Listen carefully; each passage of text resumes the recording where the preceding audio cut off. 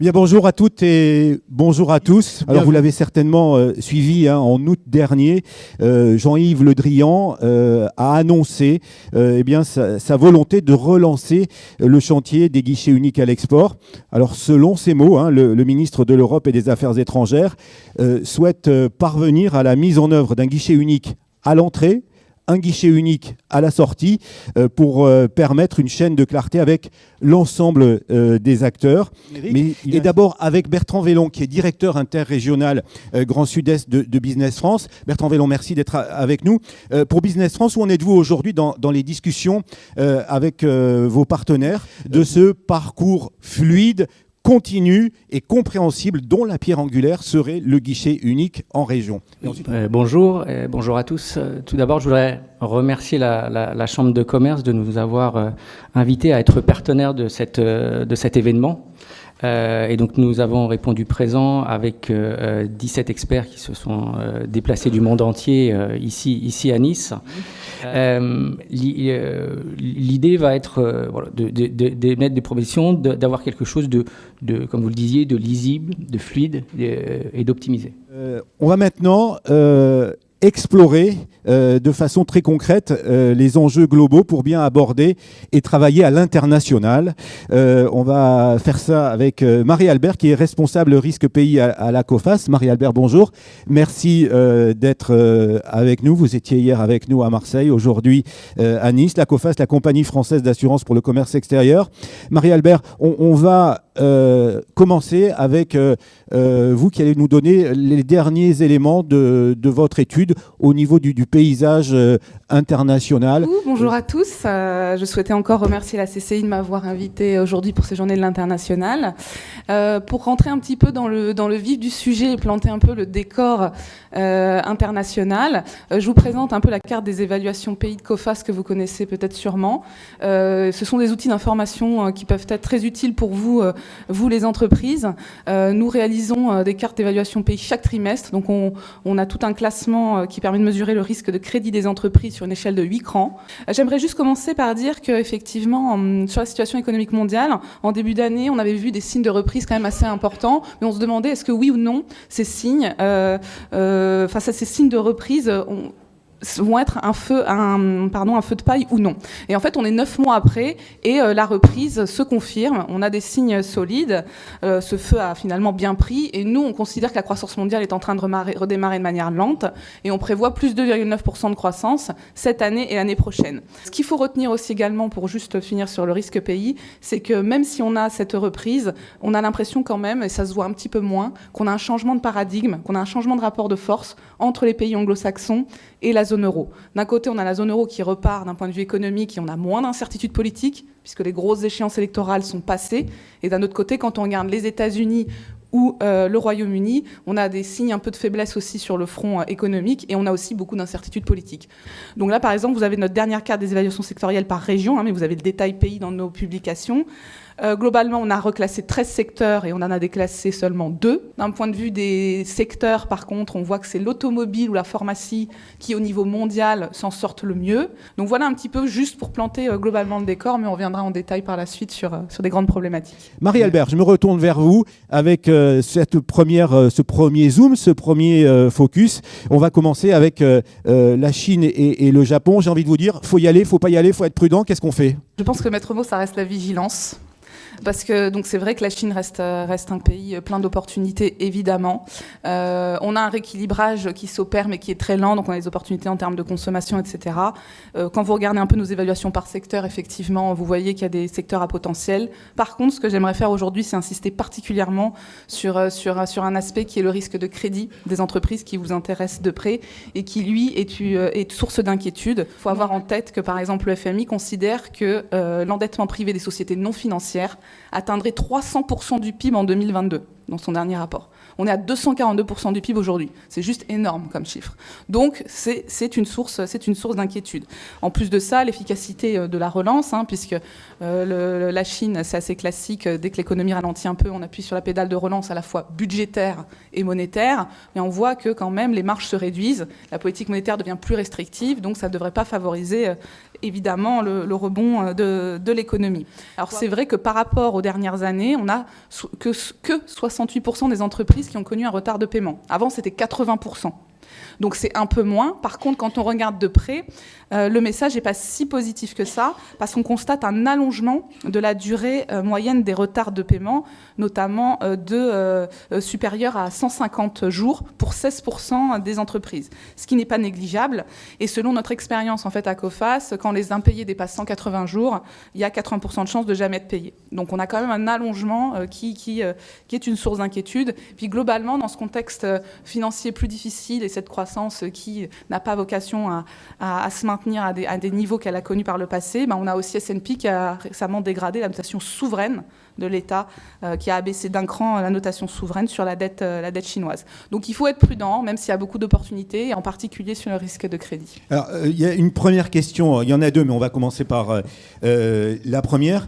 La Chine, faut-il être forcément une grande entreprise pour y aller? Bonjour à toutes et tous. Et je remercie Marie de son intervention parce qu'elle va permettre aux banquiers que je suis, vous voyez l'accoutrement, de pouvoir parler d'un produit bancaire qui existe depuis 500 ans, qui s'appelle le Crédoc, et qui permet justement de répondre à ces difficultés qu'on peut rencontrer sur ces marchés-là. Et je vais répondre à votre question, voilà, bien sûr. Moi, On peut être une petite entreprise et aller en Chine, mais il faut apprendre bien accompagné. Bien accompagné, évidemment. Il faut avoir un banquier dans son moteur pour permettre de garantir les paiements. Un banquier dans son moteur. Mais évidemment, cher monsieur, et chers chefs d'entreprise qui sont dans la salle, il faut absolument faire ça parce que derrière, vous voyez les statistiques, ne pas aller dans un marché si vaste et si important. Seul, il faut au départ baquer, je dirais, ces opérations par des lettres de crédit, par des instruments qui existent depuis, je vous dis, des centaines d'années, qui fonctionnent, qui sont acceptés par tous. C'est pas un gros mot de faire un crédoc et de demander un crédoc à son client. Et en plus, ça vous permet d'aborder des marchés comme ça en toute sécurité. Voilà. Je voudrais juste intervenir sur la Chine parce que je suis Frédéric Zabot, le directeur de Business France en Chine, et j'ai pas l'impression que je serai au chômage demain par rapport à ce qui se passe entre la France et la Chine.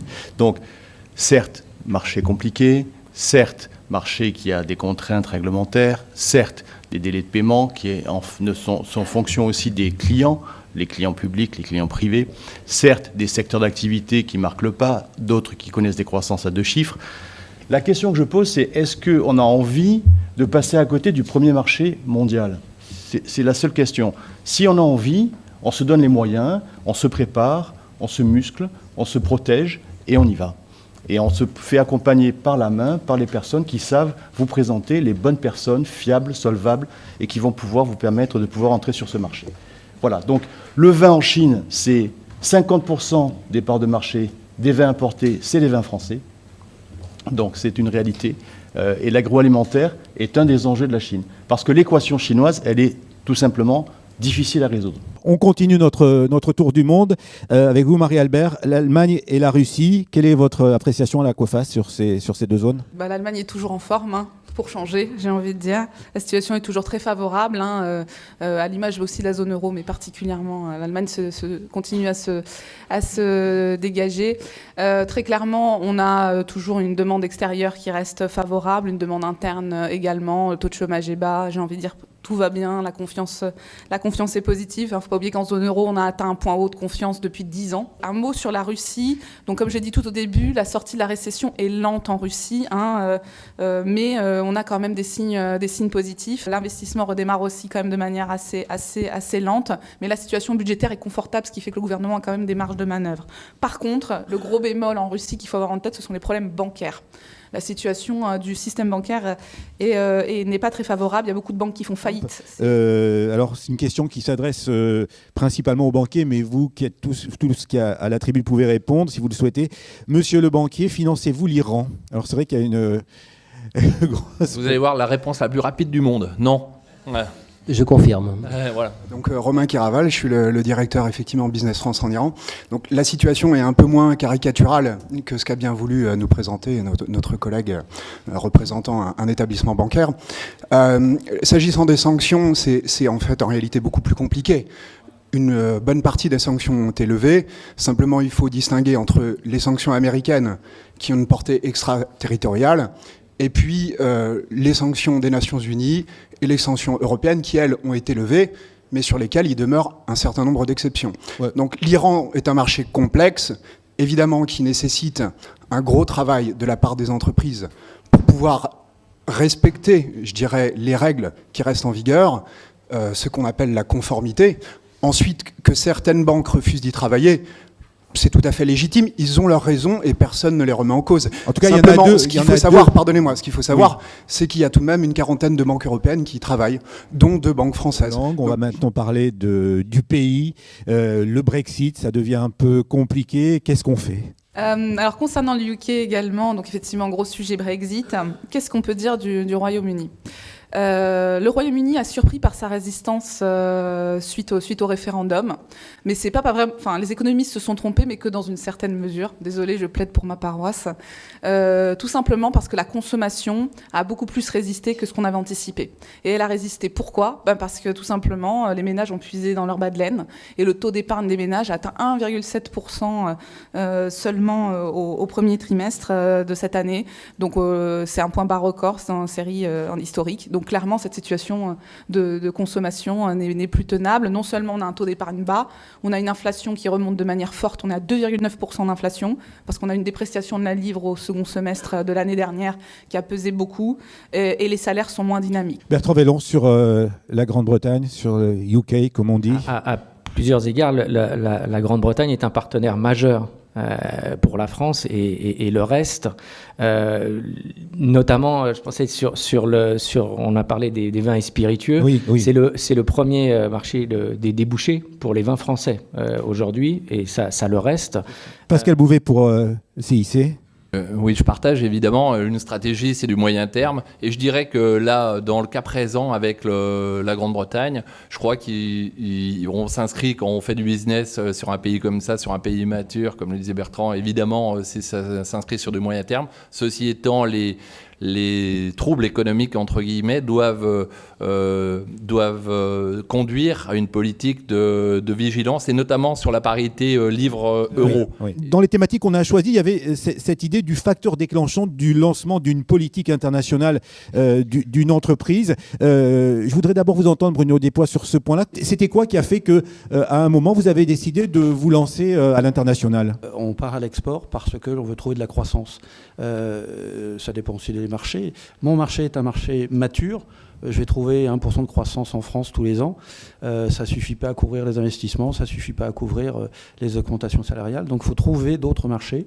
Donc voilà, il n'y a pas de solution, mais en même temps c'est un challenge extraordinaire que d'aller voir ce qui se passe à l'extérieur. Il y a des pays qui nous attendent presque. On n'en a pas parlé, mais un voisin, l'Italie, est un pays extraordinaire avec des capacités de rebond magnifiques. Sophie Mercier pour Altios. Ouais.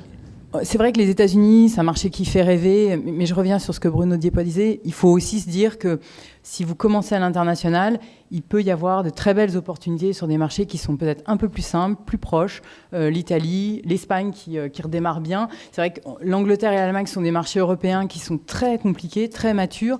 Donc il faut aussi se dire l'Europe de l'Est peut avoir des bons débouchés. Donc voilà, je pense qu'il ne faut pas non plus partir là où ça brille et ça fait rêver, même si ça fait plus de miles. La parole, Pascal Charbonneau, directeur développement Méditerranée de LCL. Bonjour.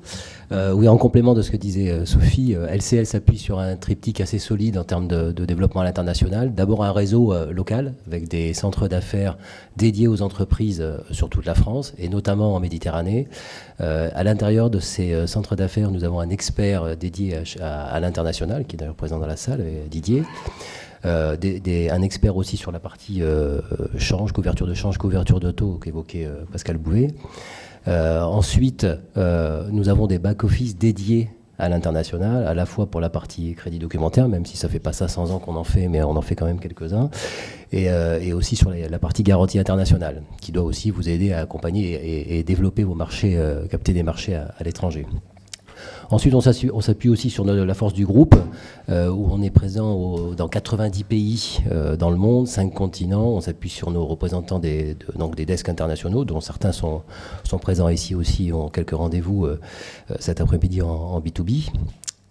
Et enfin, notre offre, une offre entre guillemets produit, qui va de l'étude et du conseil, notamment encore une fois avec notre partenaire Altios, mais aussi évidemment du préfinancement, du financement et du financement en local, du financement de vos ventes ou de vos achats et du financement en local à l'étranger sur place. En 3 mots, conseil à tous ceux et à toutes celles qui sont chefs d'entreprise et qui veulent se lancer à l'international? Il faut y croire, il faut vraiment vouloir y aller, il faut parler anglais, et puis il faut rester dans un coin de sa tête, il faut rester vraiment à l'écoute, parce que si on n'écoute pas, on passe à côté.